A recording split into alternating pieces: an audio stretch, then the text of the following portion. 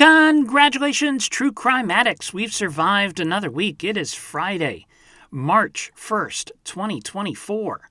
This week, 3 crimes taken over by politics.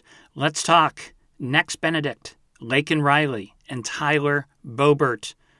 All this and more. Stay tuned. Yes, super excited. We are all pumped to have James Renner. James Renner on. That James Renner has zeroed in on. James Renner once again drops a bombshell. Investigative journalist, reporter, James Renner, who's been on the podcast, longtime friend of mine.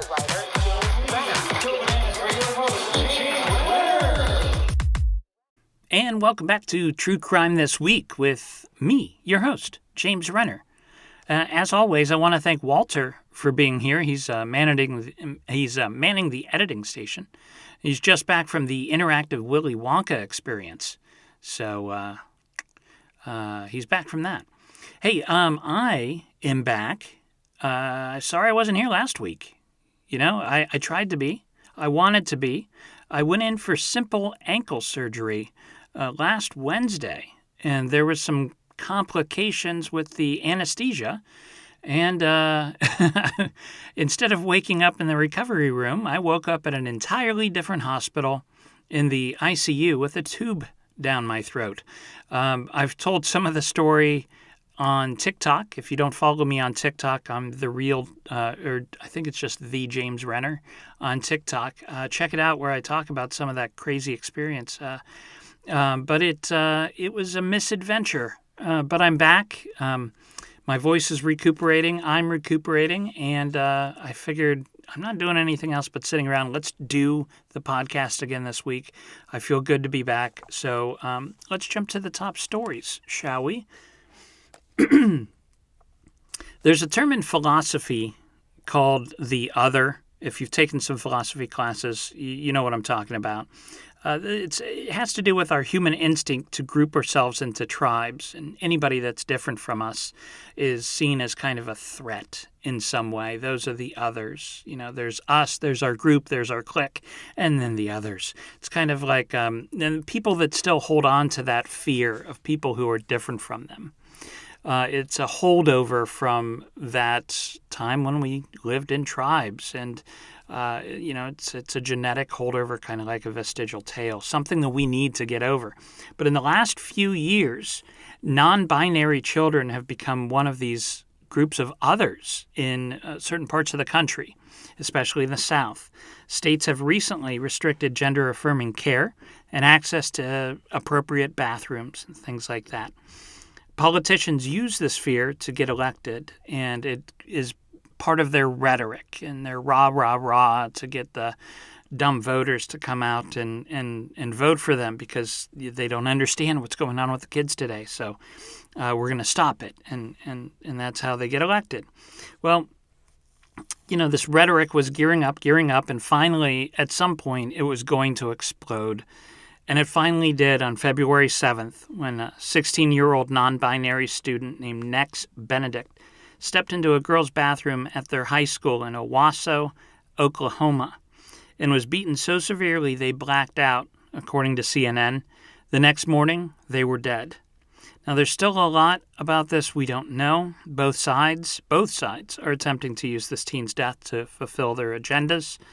Autopsy reports, witness interviews, stuff like that are being delayed. And when they come out, they're likely not to be believed by one side or the other. But here's what we do know so far. Nex was a non-binary student and preferred they, them, or he, him pronouns.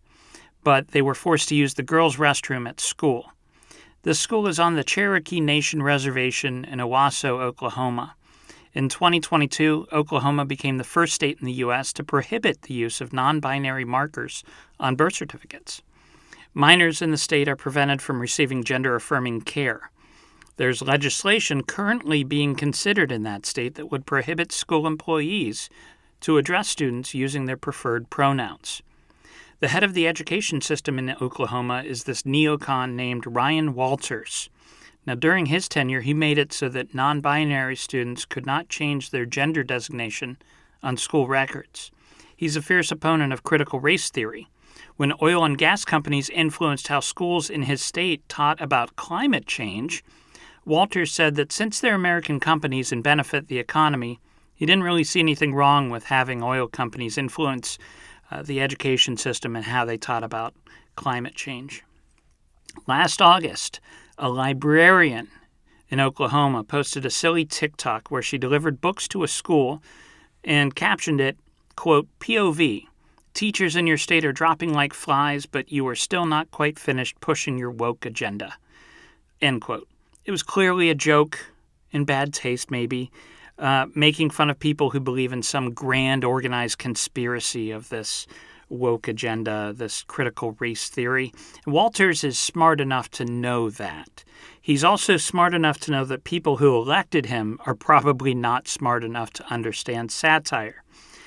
So he shared it on Twitter, adding his own quote, woke ideology is real, and I'm here to stop it, end quote. Now, all that was picked up by Libs of TikTok, which is a social media brand run by a former real estate agent named Chaya Reichik, who uses her influence to point her rabid anti-woke fans toward real people with no regard for their safety. Now, after Walters and Reichik doxed this librarian, the woman received bomb threats. This librarian received bomb threats at her home and work. And they continue this behavior knowing that they're angering people, that they're driving people to take action and threaten these very real people. So in January, he doubles down and appoints Reichik to his state's library advisory board to keep all the woke books out of his school libraries. So that's the backdrop, that's the prologue that led to what happened to Nex. For a year leading up to that fight, they were bullied by peers and school officials look the other way. After all, they'd been told to disregard Nex's humanity by state leaders. Nex was part of the other. And so on February 7th, Nex was forced to use the wrong bathroom and encountered a group of girls who had been bullying them. They were tired of it, and when the girls started in again, Nex splashed water on them. The girls responded by pushing Nex into the floor and then beating them unconscious. The school declined to call the police. Nex's mother took them home. That night, Nex went to sleep complaining of a sore head. Now, the next morning, Nex collapsed at home. Their eyes rolled back in their head and they struggled to breathe. They were declared dead when arrived at the hospital. This is what the rhetoric leads to. If it hadn't been Nex, it would have been somebody else's kid. And for all this, I still personally don't understand what it is we're fighting about. We have real problems, inflation, healthcare, unemployment, and we're fighting about what to call each other, what we want to call ourselves, which restroom to use. I can't help but think this is all just a bunch of adults playing make-believe to get a few more friends so they can be part of the popular group and not the weirdos, not the others. As a sign of the times, you'll find that each of these top 3 news stories this week are crimes that have been overtaken by political commentary in the United States, and I think it shows how volatile we are getting at this moment as we lead up to these stupid elections in the fall. It's going to get nutty, and we're seeing this play out in these. Each of these crimes is some way hijacked by politics this week. Up next, 22-year-old nursing student Laken Riley was murdered last Thursday while on a morning jog in a wooded area at the University of Georgia. Riley was immediately reported missing by a friend when she did not return home after the run. Police went looking for her and discovered her body in a patch of forest near the trail, according to the New York Times. It was clear that she had died of blunt force trauma. It appears she attempted to fight her attacker, and he panicked, killing her.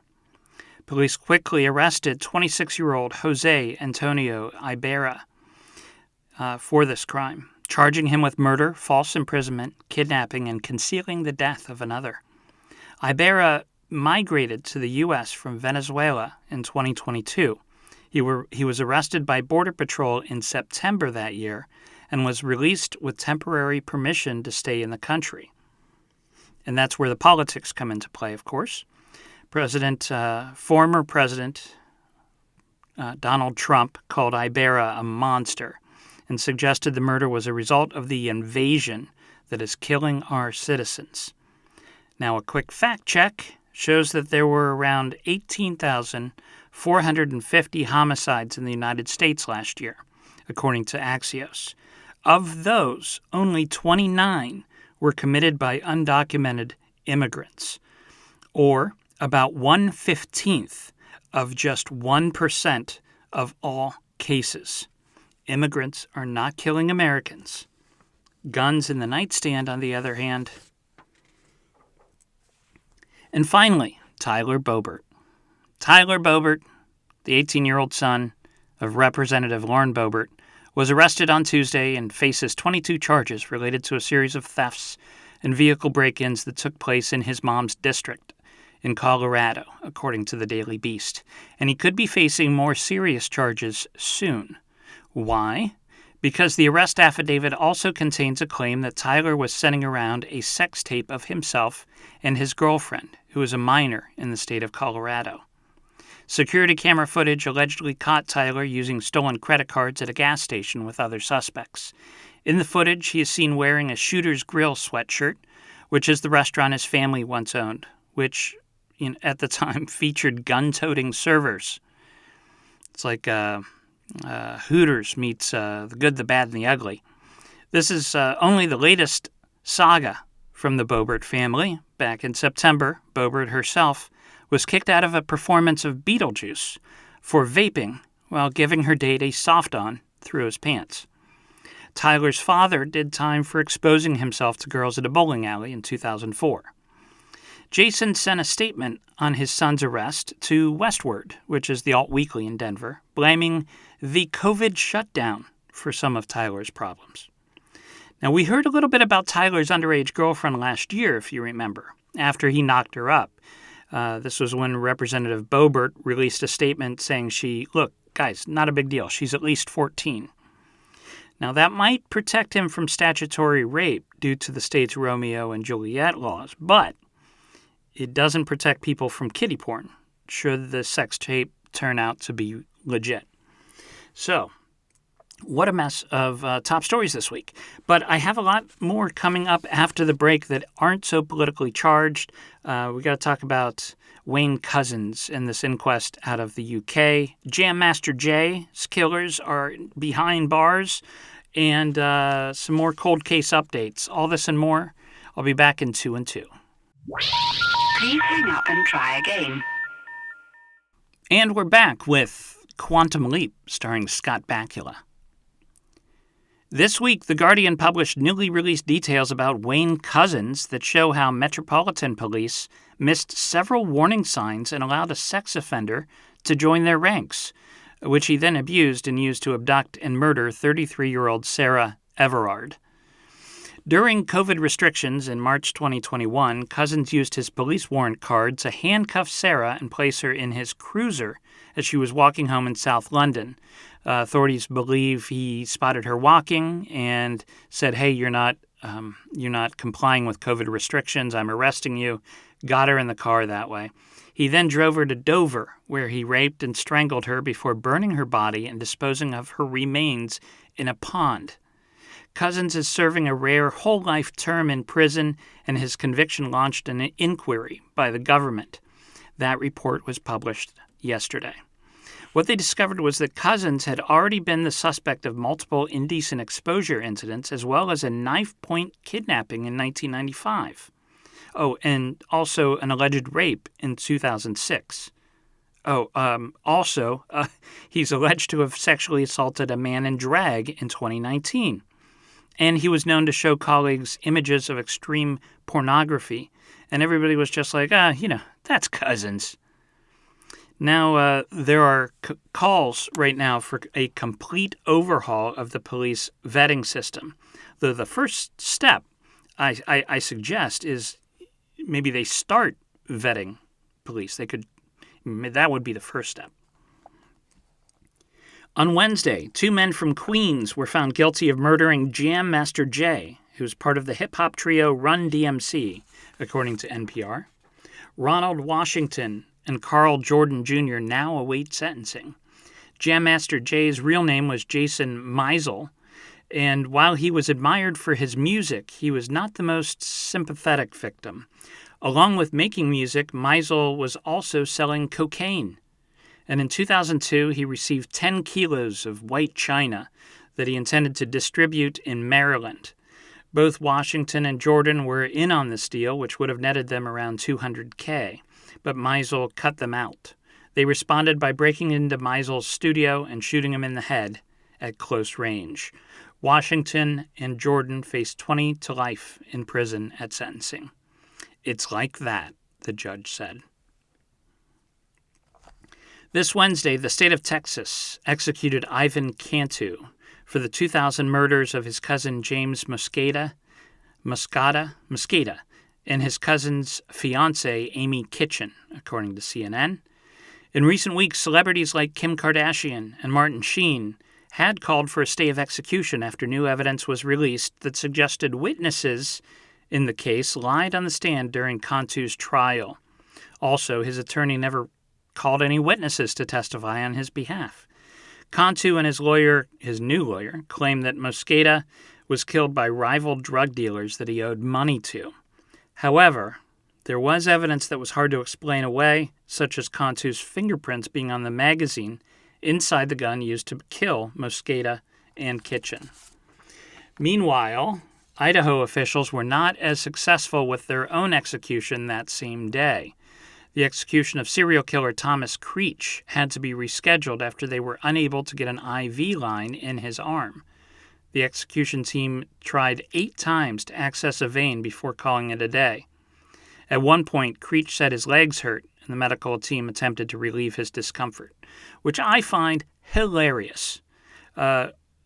They're trying desperately to execute this man, and he's like, "Hey guys, my leg hurts," and they're like, "Oh my gosh, sorry about that. Let me help you out there. Here's some Tylenol while we try to get you hooked up to this lethal injection machine." Weird. In Australia yesterday, the New South Wales coroner released details of a new inquest into one of the country's most enduring mysteries, the 1997 disappearance of Marion Barter. Barter was a 51-year-old schoolteacher and mother of 2. On Sunday, June 22, 1997, she was dropped off at a bus station in Queensland to go to the airport on her way to a vacation in England. She was never seen again. For years, local police treated the case as a runaway, but her children knew she'd never leave them behind. Then, in 2019, Barter's disappearance became the subject of a popular true crime podcast, The Lady Vanishes, which revived the investigation and popularized the case.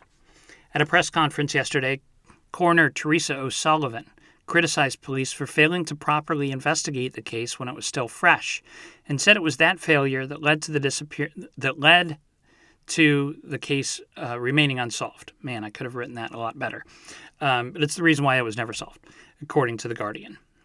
O'Sullivan said she believes Barter is dead, but is unable to provide the family with any more answers at this time. She also said she believes Barter's former lover, a convicted con man named Rick Bloom, knows much more but declined to charge him with any crime related to Barter's disappearance. It's a very deep and twisty case. Check out the podcast if you want to know more. Jumping over to weird news, police in Pennsylvania have arrested an Elvis impersonator on child sex charges after finding him in a motel room with a naked 16-year-old girl, according to the New York Post. 45-year-old Matthew Cantaloy was arrested at the Motel 6 off I-90. The girl had been reported missing, and police pinged her cell phone, and traced it to the motel. Cantaloy is one of the world's best Elvis tribute artists, and he won first place in several contests. Of course, this latest performance was not entirely accurate. The girl was much too old for the real Elvis. Over to pop culture. Hey, this is kind of an older documentary, but I'm just hearing about it. Seems like everybody is talking about it all of a sudden. I think it has to do with TikTok. It's had a resurgence, and you really got to check this out if you haven't seen this true crime documentary yet, because it is fascinating.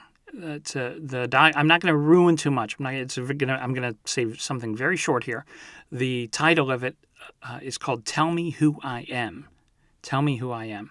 And in this documentary, Alex trusts his twin Marcus to tell him about his past after he loses his memory. But Marcus is hiding a dark family secret.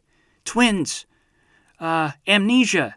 And a dark family secret. It doesn't get any crazier than that. Check it out. Tell Me Who I Am. My book recommendation for this week just came in off the wire, and this book just was released on today. It's being released today, March 1st. So it's called The Waltham Murders. Here's the write-up. In September 2011, Eric Weissman and two friends were murdered in a brutal triple homicide in Waltham, Massachusetts. The case went unsolved for months and then years, with no discernible leads. Eric's friend, Susan Zalkind, an investigative journalist, needed closure and knew that finding it would be up to her. As Susan began digging, and as the Boston Marathon bombings exposed startlingly new leads, the case led her down a tangled and sometimes dangerous path to the truth. With every person Susan interviewed came a new lead. She followed each one through a web of conspiracy theories, corruption, and crime until she eventually arrived at a decade-defining act of domestic terrorism. A true crime memoir and the culmination of more than 10 years of reporting, The Waltham Murders is an in-depth probe into a dark American underworld by a journalist coming to grips with both personal grief and the collective anguish of a nation in her tireless pursuit of the truth. That is a must-read for me. I love me some true crime memoirs. It's kind of a new resurging genre. Nobody, it's its own new thing, and this sounds very good. So nice job, Susan. Congrats on the release. I'm going to check it out. Waltham Murders. And that's the show for this week. I will be back, same bat time, same bat channel next week. Mark it on your calendar. I'll probably still be reporting out of the closet until my leg's better and I can get back up to my studio. But slowly but surely, they can't keep a weird guy down, right? But it's the weekend. Go out and celebrate. Do something fun. And in the words of the incomparable Murray Saul, the godfather of Cleveland radio, we gotta get